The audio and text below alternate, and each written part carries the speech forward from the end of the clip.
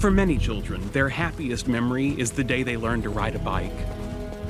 For others, it's when they got their first puppy. For me, it was the day I received a box of 57 defective smoke detectors loaded with Americium-241. Yes! Hey, Sheldon. Hello, Billy.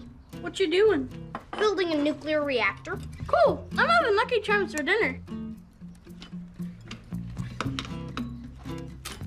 What are you gonna do with it when you're done? Stand in front of the refrigerator as long as I want. Cool. The hell? Sheldon Cooper live here? Where?